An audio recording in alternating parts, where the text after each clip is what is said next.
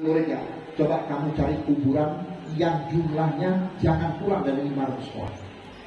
Berangkat si murid ini dapat kuburan yang jumlahnya di atas 500. Kemudian Imam Hasan Basri berkata, nanti kalau sudah ketemu kamu masuk ucapkan salam, assalamualaikum ya ahli kubur. Kemudian kamu baca Allahumma sholli ala sayyidina Muhammad wa ala ali Muhammad. Sekali aja selesai. Si murid pengen tahu jawaban dari guru. Disampaikan kepada Imam Hasan Basri, guru, aku sudah ketemu kuburan yang jumlahnya lebih dari 500 orang. Aku sudah baca Allahumma sholli ala sayyidina Muhammad wa ala ali Muhammad sekali. Apa sih maksudnya? Kamu tahu? Ketika kamu ucapkan Allahumma sholli ala sayyidina Muhammad wa ala ali Muhammad, 500 orang di dalam kubur dihentikan tidak diadab sampai hari kiamat. Ibu-ibu, bapak-bapak, jangan pun ibu berharap anak ibu membacakan Fatihah. Satu aja. Rabbi firli wali walidayya warhamhuma kama rabbayani shaghira. Sekali-sekali itu bisa menghentikan orang tua yang diadab tidak diadab. Coba sekarang, ayo kita doakan orang tua. Apa jawabnya? Nah, itu mah doa anak sekolah, gampang itu.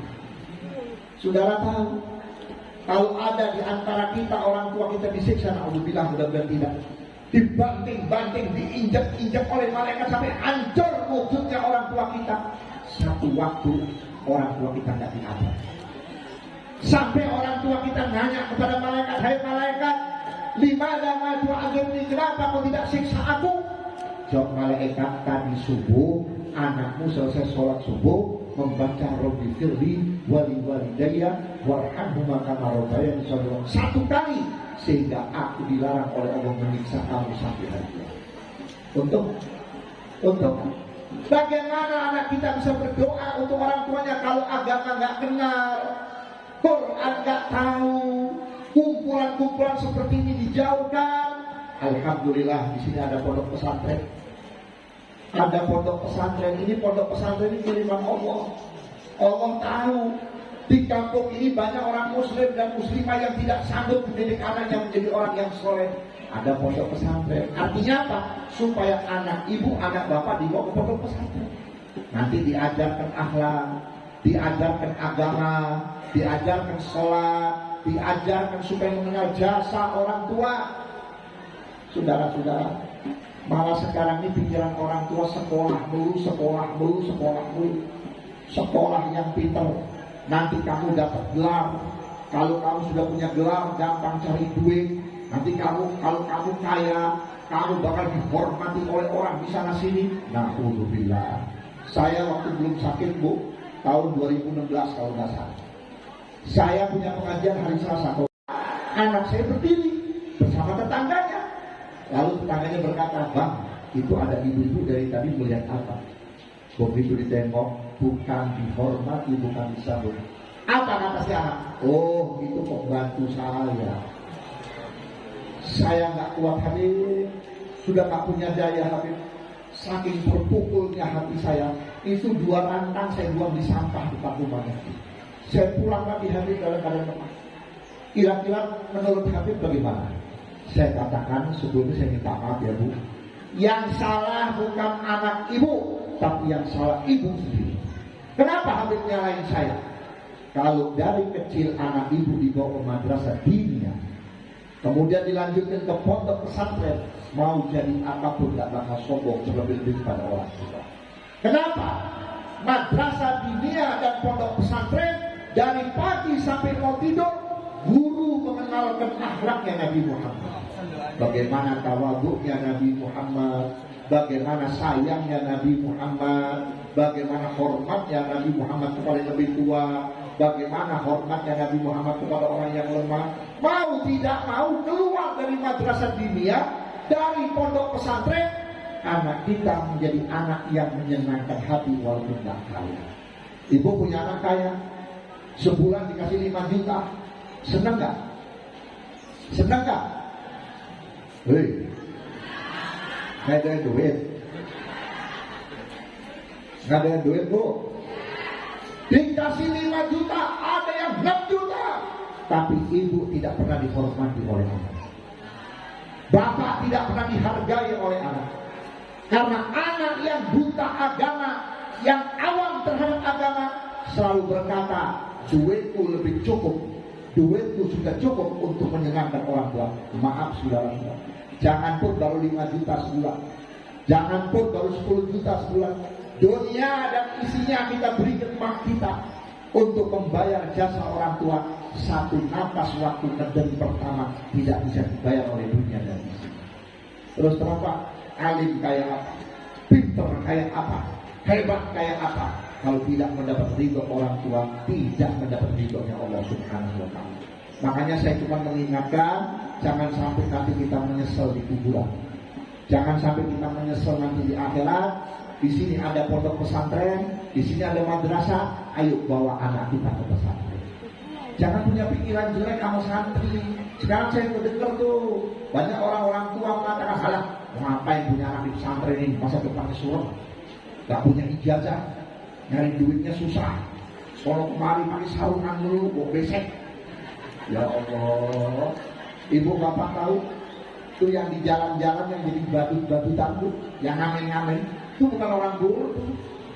Orang-orang yang punya gelar itu karena susah cari kerja di Indonesia, susah cari kerja di negeri sendiri, terpaksa demi perutnya daripada mati jadi tukang ngamen, jadi badut-badutan. Nggak apa-apa, bagus daripada korupsi dan nyolong. Tapi lihat santri, tidak ada ceritanya santri sampai jadi tukang ngamen. Asal keluar dari pesantren, dapat ridho gurunya, pertama keluar aja udah dapat kerjaan. Dan tetangga meninggal suruh mimpi tangga itu aja ngopek. Betul nggak? Bulan Maulid diundang 2 bulan suruh mimpin Maulid, bawa Allah ceramah. Ya pulang nggak tangan kosong, duit dapat, berkah dapat, bininya pada gemuk-gemuk. Ya kan? Bulan Maulid 2 bulan sampai nanti bulan Rajab, ya Bu. Bulan Rajab sampai bulan Ramadan lain lagi, diundang terawih, diundang jadi Bilal, diundang jadi imam terawih, sampai ketemu Syawal diundang jadi khatib Id, kemudian jadi imam sholat Id, kemudian diundang halal bihalal sana kemari, kemudian nanti menjelang setelah Syawal diundang acara Ghanimah Safar, orang mau berangkat haji. Begitu masuk Dzulhijjah, musim sunatan, musim pernikahan, diundang di mana-mana, dapat rezeki lagi. Ketemu bulan Muharram, santunan anak yatim, diundang juga. Curut ceramah 1 Muharram, diundang juga. Bulan Safar libur, katanya bulan Safar bulan apes. Di sini begitu kan? Sama di Bogor. Santri nggak goblok, pinter. Yang masuk kamar daripada nggak ada job, ya buka kitab Talqin. Tahu kitab Talqin? Yang dibaca depan kuburan orang meninggal. Ya fulan, ya fulan, itu hati-hati tuh. Itu kalau sering dibaca banyak yang mati tangannya. Habis dibaca ditutup kitab Talqin. Subhanallah, 5 menit di musola atau masjid tempat. Innalillahi wa inna ilaihi raji'un. Kata santri, alhamdulillah, job. Iya nggak? Job. Makanya ibu-ibu jangan suka menghina santri. Kalau anaknya dilamar sama santri, lu kerja apaan? Bisa apa? Masya Allah. Emang yang bawa mobil bisa nyenangin anak kita?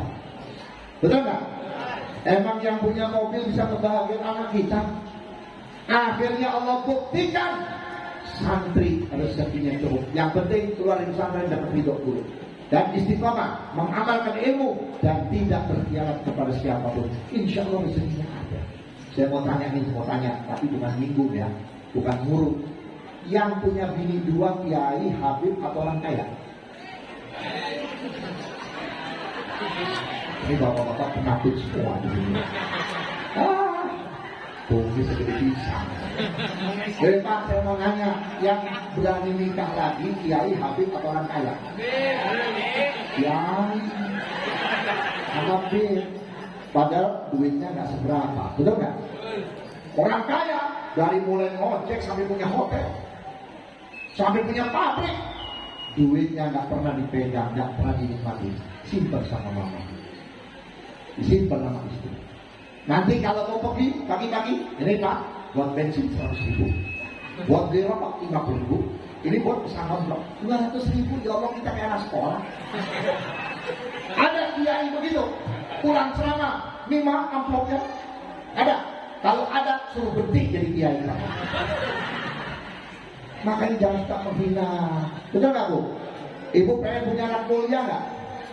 Pengen punya anak bisa mendoain nggak? Masukin pondok pesantren, insya Allah selamat. Amin. Ya Rabbal Alamin. Saya mau berbicara lebih lama, ya. Waktu zuhur sudah dekat. Insya Allah lain waktu dan kesempatan kita bisa bertemu. Dan saya doakan pondok pesantren ini biar makmur, insya Allah. Biar berkah. Amin. Ustaz Abdul Syafi, mudah-mudahan dipanjangkan umurnya. Kemarin saya juga terkejut dengan kabar Ustaz Abdul Syafi sakit, gak ada tenggorokannya, nggak bisa pokoknya nggak tahu sakit apa, mudah-mudahan yang walafiat. Berkatnya Quran, insya Allah diangkat penyakitnya Ustaz sembuh semuanya. Dan saya minta ini pondok pesantren baca normatif, ya. Insya Allah santrinya banyak. Jangan seminggu sekali. Kadang-kadang baca hadis seminggu sekali, butuhnya mau tiap hari. Baca tiap hari supaya kebutuhan kita dicukupi oleh Allah Subhanahu wa Ta'ala. Dan saya alhamdulillah di wilayah ini sudah mengijazahkan Ratib Al-Idrus. Mudah-mudahan bisa diamalkan ya.